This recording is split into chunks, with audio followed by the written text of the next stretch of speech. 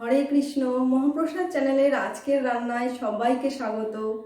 আজ আমি দেখাবো কিভাবে দোকানের স্বাদে বাড়িতেই খুব সহজে কাজু বরফি বানানো যায়। তাহলে চলে আসি আজকের রান্নায়। কাজু বরফি বানানোর জন্য আমি এখানে 1 বাটি পরিমাণ গোটা কাজু নিয়ে নিয়েছি। আমি যেহেতু এখানে 1 বাটি পরিমাণ গোটা কাজু নিয়েছি, তাই আমি এখানে হাফ বাটি চিনি নিয়েছি। এছাড়া আমি এখানে 2 চামচ পরিমাণ গুঁড়ো দুধ নিয়েছি, আর এখানে একটুখানি দেশি গাওয়া ঘি রয়েছে। কাজু বরফি তৈরির জন্য প্রথমে আমাদের এই গোটা কাজু বাদামগুলোকে খুব ভালো করে গুঁড়ো করে নিতে হবে। তাই আমি এখানে একটা মিক্সিং জার নিয়ে নিয়েছি।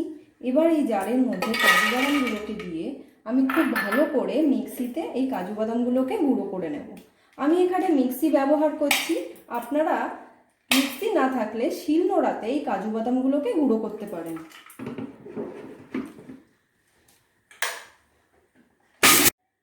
কাজু বাদামগুলোকে আমি মিক্সিতে গুঁড়ো করে একটা থালায় ঢেলে নিয়েছি। এবার আমি এর মধ্যে গুঁড়ো দুধটাকে দিয়ে ভালো করে মিশিয়ে নেব।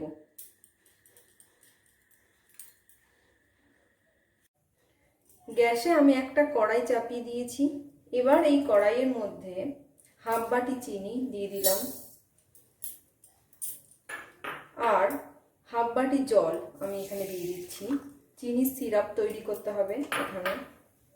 এবার গ্যাসের ফ্লেমটাকে মিডিয়াম করে এই চিনির সিরাপটাকে অনবরত নাড়াচাড়া করে যেতে হবে। আমি প্রথম দিকে একটু হাই করে দিচ্ছি, যতক্ষণ না চিনির সিরাপটা একটু ফুটে ওঠে। দেখুন চিনির সিরাপটা আমার একটু ফুটে উঠেছে। এবার আমি গ্যাসের ফ্লেমটা কমিয়ে দেব, দিয়ে এটাকে অনবরত নাড়াচাড়া করব যতক্ষণ না চিনির সিরাপটা একটু চিটচিটে ভাব হয়। এইভাবে অনবরত নাড়াচাড়া করে যেতে হবে। এবার দেখবো আমি চিনির সিরাপটা তৈরি হয়েছে কিনা।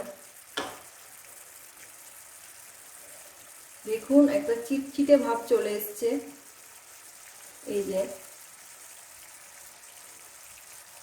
এই চিটচিটে ভাবটা হওয়া মানেই আমাদের চিনির সিরাপ একদম তৈরি হয়ে গেছে। এবার আমি এই চিনির সিরাপের মধ্যে কাজু বাদাম গুঁড়োর সঙ্গে যে গুঁড়ো দুধটা মিশিয়ে রেখেছিলাম সেটা আমি এর মধ্যে দিয়ে দেবো।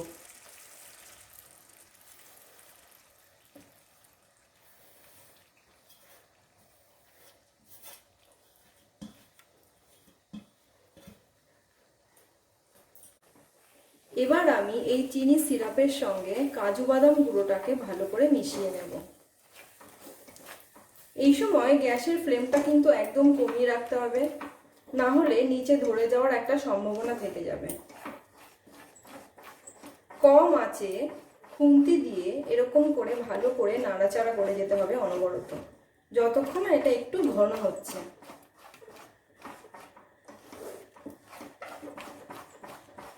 এইভাবে কিছুক্ষণ আমি এটাকে নাড়াচাড়া করব। কাজু বরফিকে অনেকে কাজু কাটলিও বলে থাকেন। আপনারা বাড়িতে কেউ এলে অথবা কোনো অনুষ্ঠানের সময় এটা বাড়িতে বানিয়ে ভগবানকে নিবেদন করতে পারেন। এবার আমি এর মধ্যে একটুখানি ঘি দিয়ে দেব। আমি এখানে 2 চামচ পরিমাণ ঘি দিলাম।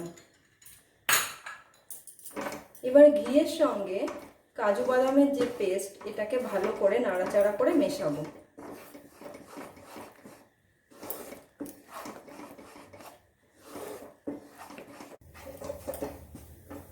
আমার কাজু বরফির পেস্ট একদম পুরোপুরি রেডি হয়ে গেছে। দেখুন ঠিক এরকম হবে।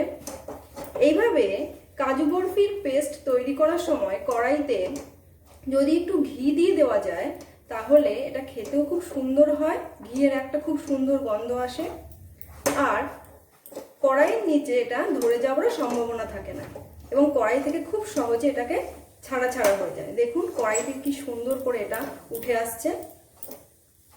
এবার এটাকে আমি কড়াই থেকে নামিয়ে কিছুক্ষণ ঠান্ডা করতে দেব। আমি এখানে একটা ছোট্ট থালাতে একটু ঘি মাখিয়ে নিয়েছি। এবার আমি এর মধ্যে এটাকে ঢেলে দেব।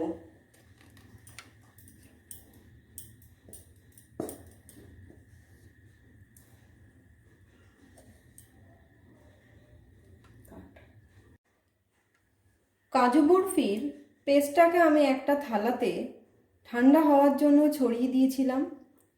তবে এটা পুরোপুরি ঠান্ডা হলে কিন্তু চলবে না, একটু উষ্ণ গরম অবস্থা থাকাকালীনই এটাকে হাত দিয়ে একটু মেখে একটা ডো তৈরি করে নিতে হবে। এরকম করে হাত দিয়ে মেখে এটাকে একটা ডো তৈরি করতে হবে। আমি এইভাবে হাত দিয়ে চেপে চেপে এটাকে একটা আকার তৈরি করে নিয়েছি, একটু গোলাকৃতি আকার প্রথমে তৈরি করেছি। এবার অন্যদিকে আমি একটা এরকম প্লাস্টিকের প্যাকেটের ভেতরে একটু ঘি মাখিয়ে নিয়েছি। আপনারা চাইলে এখানে বাটার পেপার ব্যবহার করতে পারেন, বা যদি বাটার পেপার না থাকে বাড়িতে সাদা কাগজে একটু বাটার মাখিয়ে নিয়ে কিছুক্ষণ শুকিয়ে নিলেই সেটা বাটার পেপার তৈরি হয়ে যাবে। কিন্তু আমি এখানে একটা প্লাস্টিক ব্যবহার করেছি। এবার এই প্লাস্টিকের মধ্যে আমি এটাকে ঢুকিয়ে দিলাম। ঢুকিয়ে দিয়ে হাত দিয়ে এটাকে চেপে চেপে একটু সমান করে দেবো।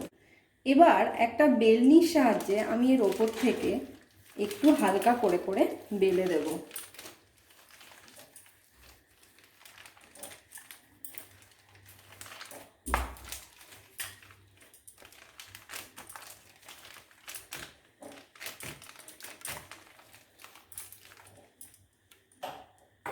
বেলে নেওয়ার পরে আমি এটাকে হাত দিয়ে যতটা পারি একটু চৌকাকৃতি করে নেওয়ার চেষ্টা করব, চারপাশটা। গোলাকৃতি থাকলেও কোনো অসুবিধা নেই, কিন্তু একটু চৌকাকৃতি হলে বরফিগুলো কাটতে আমার খুব সুবিধা হবে। তাই চারপাশটা হাত দিয়ে চেপে চেপে আমি এটাকে একটু চৌকো আকার করে নেব।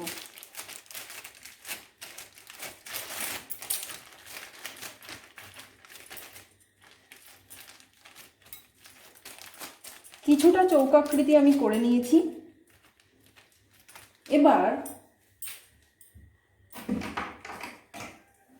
এবার একটা কাঁচি দিয়ে আমি ওপরে প্লাস্টিকটাকে কেটে দেব।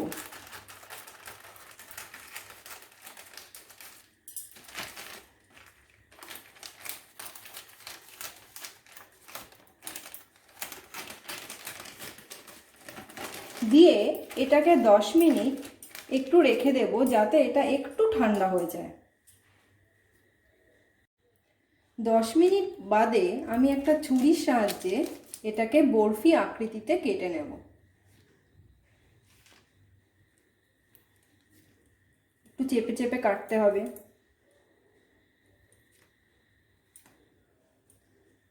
আপনারা চাইলে এটা চৌকো আকারেও কাটতে পারেন, কিন্তু যেহেতু কাজু বরফি তাই আমি এটাকে বরফি আকারেই কেটে নেব।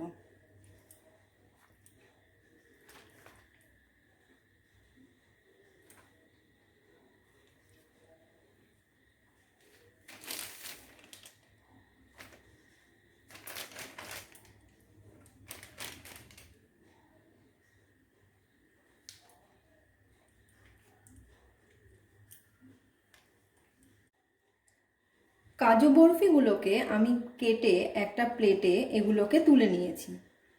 এবার আমি এর ওপরে একটা তুলসী পাতা বসিয়ে দেব, আর আমি এটা রাধা মাধবকে অর্পণ করব। আপনাদের যদি আমার কাজু বরফির রেসিপিটি ভালো লেগে থাকে তাহলে এই রেসিপিটিকে লাইক ও শেয়ার করার জন্য অনুরোধ রইল। আজকের মতো আমার রান্না এই পর্যন্তই। সবাই ভালো থাকবেন। হরে কৃষ্ণ।